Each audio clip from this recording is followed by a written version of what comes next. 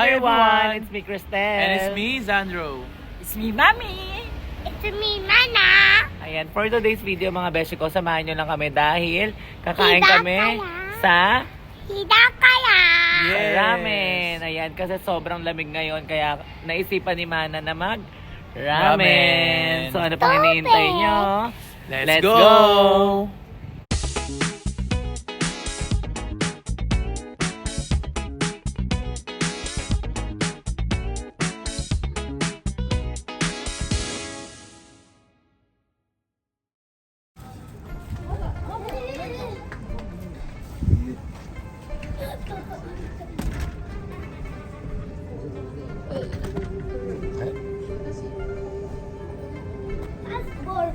Passport.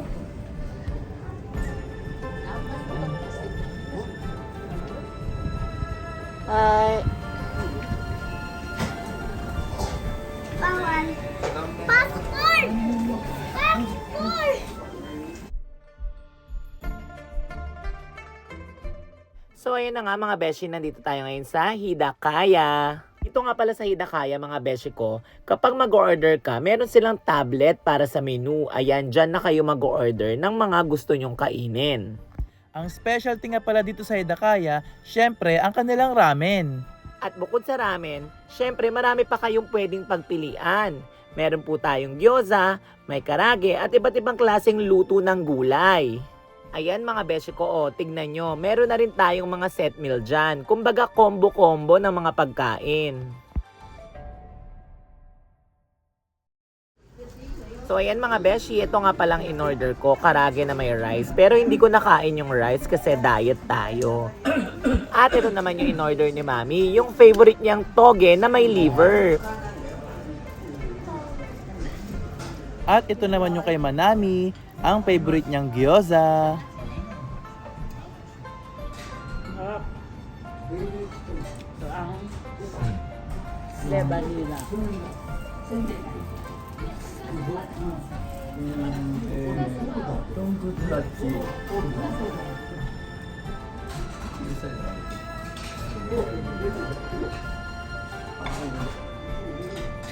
At syempre, ito naman ang sa akin, ang kanilang specialty na shoyu ramen. Bukod sa in-order ni Manaming gyoza, syempre meron din siyang ramen.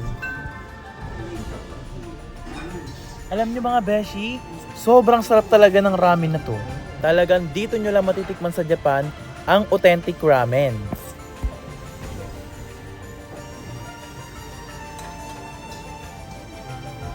Alam niyo mga beshi ko, sa totoo lang, napakasaya ng nararamdaman ko ngayon. Kasi ayan, kasama ko si Mami, syempre si Sandro yung partner ko, yung ate ko, pati na rin si Manami dito sa Japan. Alam niyo mga beshi, yun lang naman yung kasiyahan ko eh. Alam niyo yun, yung kasama ko yung mami ko, yung family ko, kasama si Sandro. Gusto ko kasi lahat ng taong mahal ko magkakasama. Ayoko na magkakahiwalay kami. Ayan, ito nga pala yung pinaka-cute kong pamangkin. Half Japanese siya, tsaka half Filipino. Siya nga pala si Manami.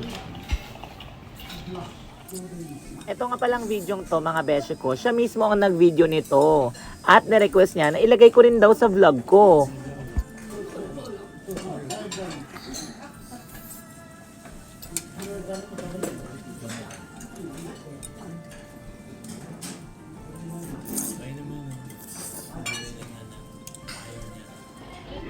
Ito nga palang si Manami, tuwing kumakain yan, kailangan lagi siyang may pinapanood kasi hindi niya na-enjoy yung pagkain kung hindi nanonood sa YouTube. Siya lang naman yung number 1 fan namin ni Sandro. Lagi niyang pinapanood yung mga vlogs namin kahit nasa Pilipinas kami. Yan, love na love ko tong baby ko na to. O diba, nagbablog talaga siya, pinapakita niya sa inyo yung kinakain niya. Ito nga palang si Manami mga beshi ko, kapag kumakain niya ng gyoza, binabalatan niya. Hindi niya kinakain yung loob, ang kinakain niya lang yung pinaka-wrapper ng gyoza. Ganyan na talaga siya simula nung baby pa siya. Ayan o, tignan nyo mga beshi, di ba binabalatan niya?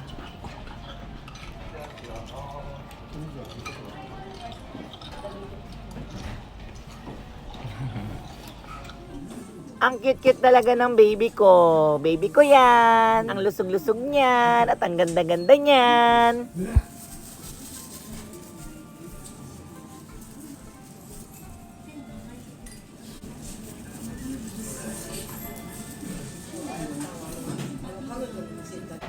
Ami ko rin yan. Maganda yan.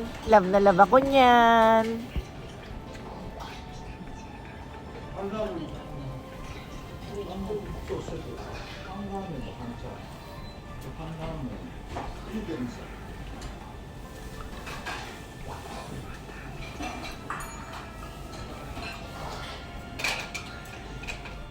Thank you.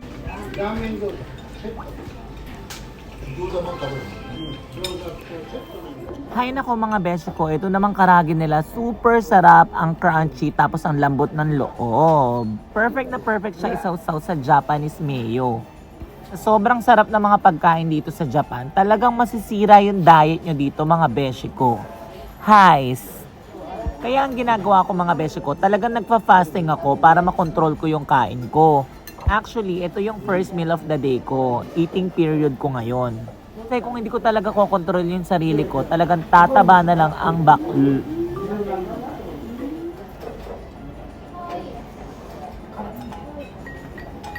Ito naman mga besh, ito yung in-order ni Mami, yung toge na may liver. Super sarap din talaga nito mga beshi. Favorite na talaga yan ni Mami noon pa. Tignan mo tong si B, humingi pa talaga ng ramen ko. Joke lang! Ayan ha, ang damot ha. Titikman lang naman kung talagang masarap. Oh, di ba? Nainggit ka rin sa rice.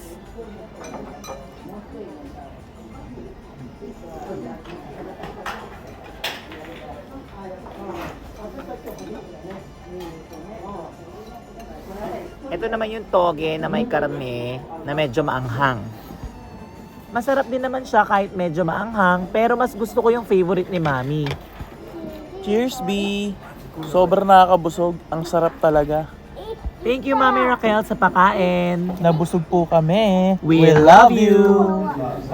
Goso sa Madeshta.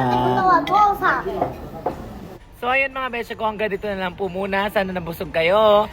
Goso sa Madeshta!